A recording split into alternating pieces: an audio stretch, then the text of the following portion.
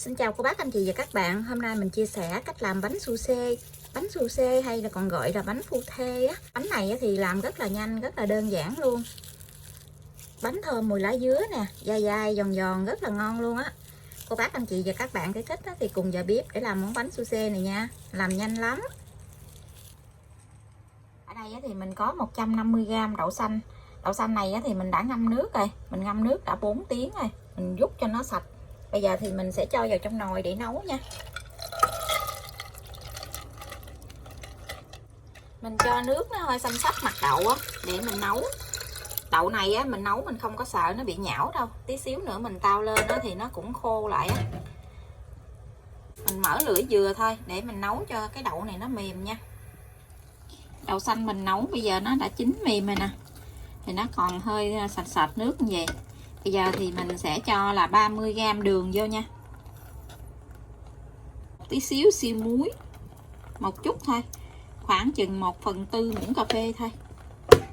2 muỗng canh nước cốt dừa để cho cái phần đậu xanh của mình nó hơi béo một tí xíu. 2 muỗng hoặc là 3 muỗng cũng được. Bây giờ thì mình sên lại cho cái phần đậu xanh này nó sánh lại.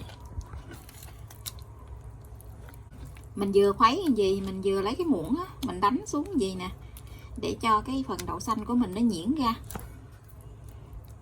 Khi sên đậu gì mình cho tí xíu vani vô để cho cái nhân bánh của mình nó được thơm á. Khoảng chừng 1 muỗng cà phê thôi.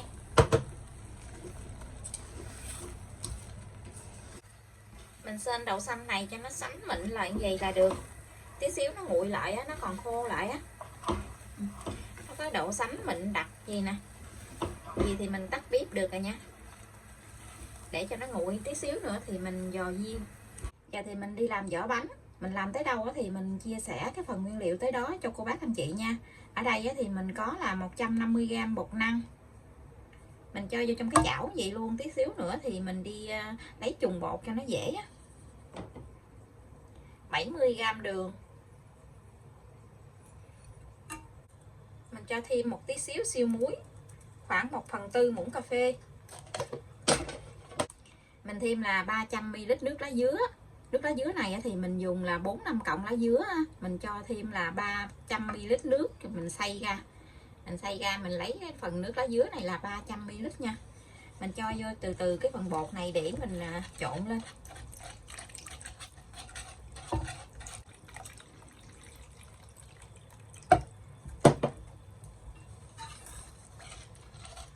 Mình trộn cho nó tan hết cái phần bột này nha.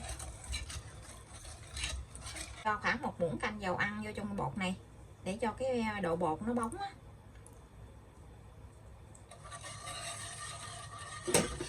Mình trộn cho đều lên. Mình để cho bột nghỉ 10 phút nha. Thời gian mình chờ bột nghỉ thì mình đi đo những cái viên đậu xanh gì. Mỗi một viên gì khoảng chừng 20g. Mình đi lấy chùng bột. Cái phần bột này thì mình cho lên trên bếp, mình mở lửa nhỏ thôi. Mình dùng cái muỗng hoặc là cái phới tay gì nè. Mình khuấy đều cái phần bột này. Mở lửa nhỏ thôi, đừng mở lửa lớn quá nó bị cháy cái chảo á. Mình làm cái này thì mình dùng cái chảo chống dính thì dễ làm hơn. Lúc này cái bột của mình nó có cái độ hơi sánh ở phía dưới cái đáy chảo nè. Mình khuấy cái bột này nửa chín nửa sống để cho nó hơi đặc sánh lại như gì thì mình đem đi hấp nó dễ hơn.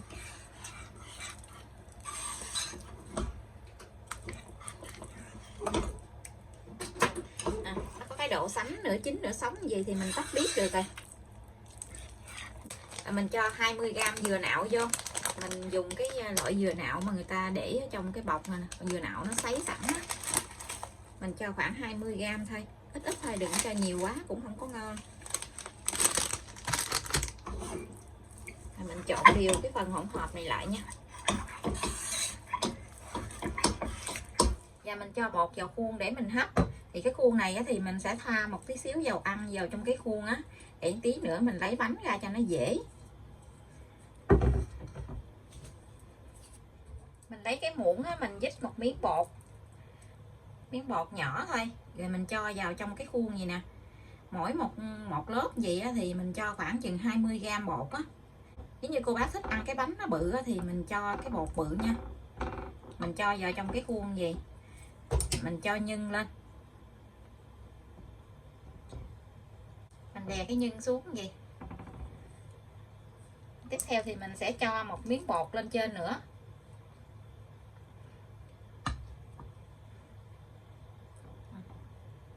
Mỗi một lớp bột gì thì mình cho khoảng 20g vậy đó. Thì mình chan nó ra để cho nó đều lại, để cho nó lấp hết cái miếng nhân á. Nếu như cô bác thích ăn dày thì mình cho bột nhiều một chút, còn nếu như mình ăn mỏng thì mình cho cái bột nó nhỏ lại một chút. Như vậy thì được rồi nè. Đó, cứ mỗi một cái miếng bánh gì thì mình cho khoảng 20g bột ở phía dưới, 20g bột ở phía trên. Mình cho cục nhân vô thì mình đè nó xuống gì. Tiếp theo thì mình sẽ cho thêm một lớp bột lên nữa. Mình cho cái lớp bột lên đó thì mình lấy cái muỗng đó, mình đè xuống gì để cho cái bột nó bít hết cái nhân luôn. Tí xíu nữa thì cái phần bột này nó cũng chảy ra, nó cũng bít hết cái nhân à. Mình cho hết cái phần bột này vào khuôn luôn nha. Cái cách làm này cũng nhanh lắm, bột nó cũng không có nặng tay nữa, rất là dễ làm luôn. Mình dùng 2 cái muỗng á, mình lấy bột gì nè, nó dễ lắm.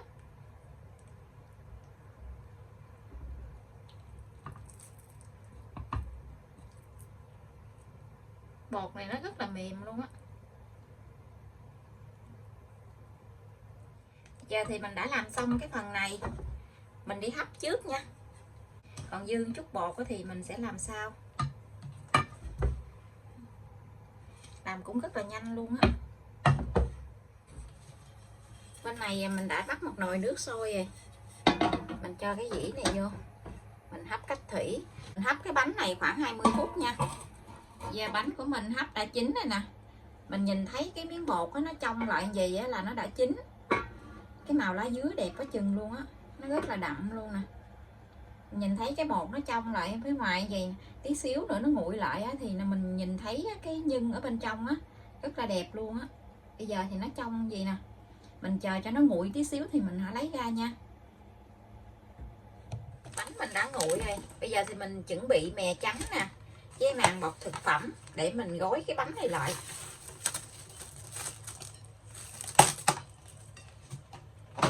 Mình lấy cái màng bọc thực phẩm vậy, mình lấy cái bánh mình để lên trên cái miếng màng bọc thực phẩm vậy ha.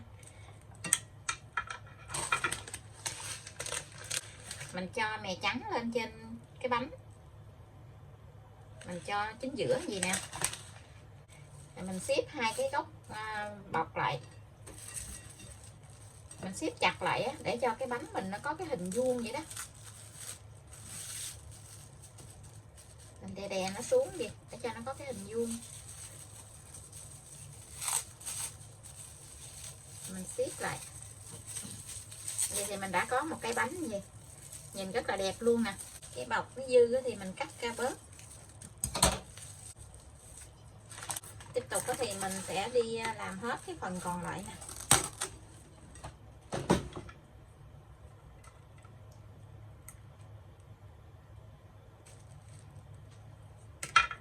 Mình để cái bánh chính giữa cái bọc á, cho mè lên chính giữa.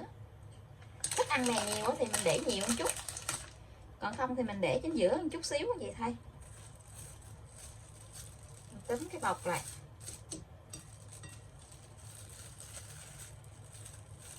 mình đè nó xuống gì để cho nó có cái hình vuông á. Túm 2 cái góc này hai bên lại vậy nè, mình quấn cho nó chặt chặt á. Nhìn cái bánh nó dễ thương ha. Phần bánh su xê của mình đã làm xong. Bánh dai dai giòn giòn rất là ngon luôn. Cái màu lá dứa đẹp quá chừng luôn á. Nếu như cô bác không có thích màu lá dứa thì mình làm bằng màu củ dền nè, hoặc là màu xanh đậu biếc á, cũng rất là đẹp luôn á. Nhưng mà màu lá dứa thì nó thơm hơn. Cô bác anh chị và các bạn thấy thích thì cùng vào bếp để làm món bánh su xê này nha. Bánh su xê có người còn gọi là bánh phu thê nữa đó. Hồi xưa khi đám hỏi đám cưới thì người ta cũng hay có đi mâm bánh này lắm. Đám cưới mình cũng có bánh này nữa nè. Cô bác anh chị và các bạn thấy thích thì cùng vào bếp để làm món bánh su xê này nha. Bánh su xê hay là bánh phu thê. Và bây giờ thì mình xin chào tạm biệt. Hẹn cô bác anh chị và các bạn lại video tiếp theo. Cảm ơn cô bác anh chị và các bạn đã xem video của mình. Xin chào và hẹn gặp lại.